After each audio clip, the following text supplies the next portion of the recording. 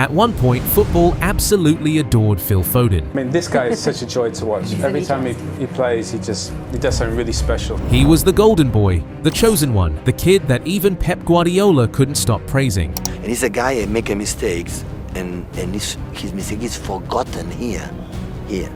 It's the most important part for a football player is here, not here, it's here. For years, fans were told that Phil Foden was different, that he was the future of English football, the player who would eventually take over both for Manchester City and for England. And honestly, it made sense. Because from the very beginning, Foden looked special. He wasn't just technically gifted, he played with a calmness and intelligence that almost never exists in players that young. Tight control, quick feet, perfect weight of pass. Everything looked natural to him. Even surrounded by world-class players at Manchester City, he never looked intimidated. At youth level, he dominated. At the 2017 U17 World Cup, he was named player of the tournament as England won the competition, and suddenly, the hype around him exploded. English football had found its next superstar, and then Manchester City can confirm that in recent weeks it has commenced and finalised contractual negotiations with Pep Guardiola to become MCFC head coach for the 16-17 Premier League season onwards. Now, Pep is not the type of manager who gives opportunities away for free, especially not to young players. If you play under Guardiola, you earn it. And yet, even he kept talking about Foden like he was something rare. I can't do an interview without speaking about someone, a homegrown talent who's come through the academy, Phil Foden. I saw a quote you said that he's the most talented player you ever coached. The best is Messi, first.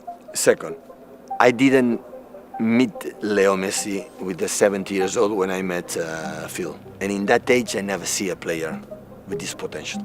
Think about how insane that statement is. So naturally, expectations became enormous. But early on, that pressure didn't really matter because everything kept going perfectly. Season after season, Foden improved. At first, he was just a talented academy player getting minutes here and there. Then suddenly, he became one of the most dangerous attackers in the Premier League. He could play on the wing, in midfield, between the lines, everywhere.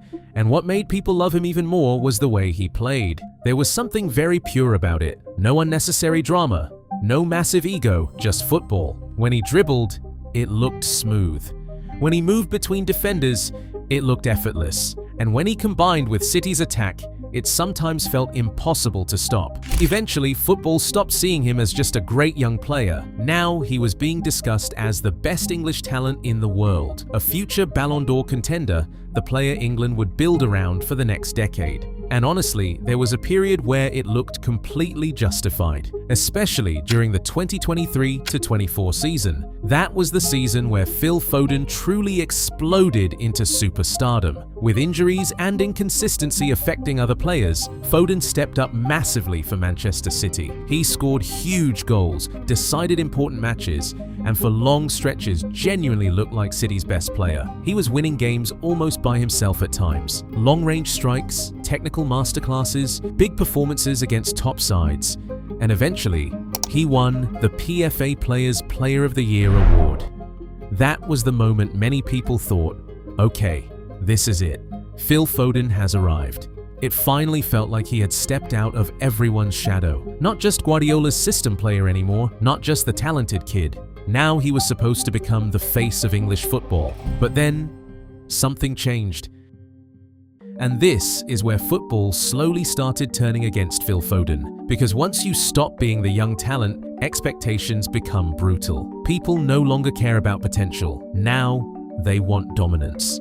And suddenly, every weakness in Foden's game started getting magnified. The biggest issue? England. For Manchester City, Foden often looks fluid, confident, and completely connected to the system around him. But for England, things have felt very different. Instead of controlling games, he often disappears for long stretches. Instead of looking free, he sometimes looks unsure of himself. And in major tournaments, criticism started growing rapidly. During the Euros especially, the backlash became impossible to ignore. Fans were asking, why doesn't he perform the same way for England? Why does he struggle to influence games consistently? Is he actually as elite as people claimed? And for the first time in his career, football wasn't protecting Phil Foden anymore. Social media turned on him.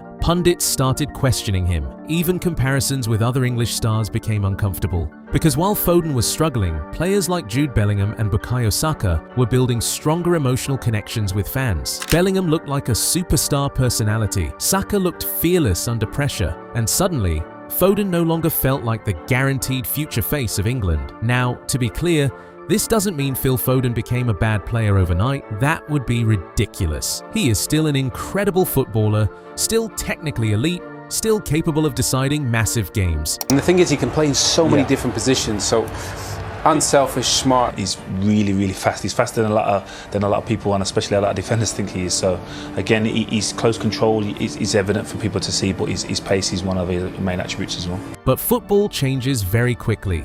Once people start expecting greatness every single week, the conversation becomes harsher.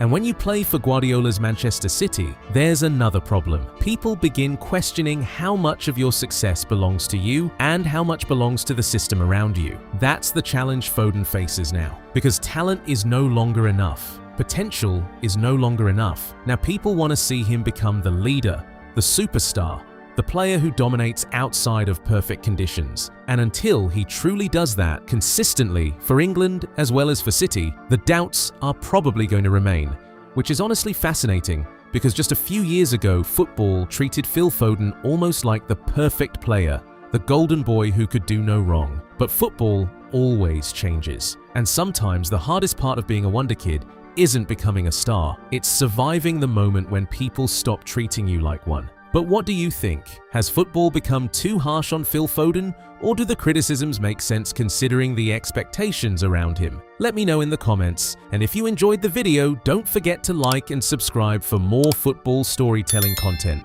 See you in the next one.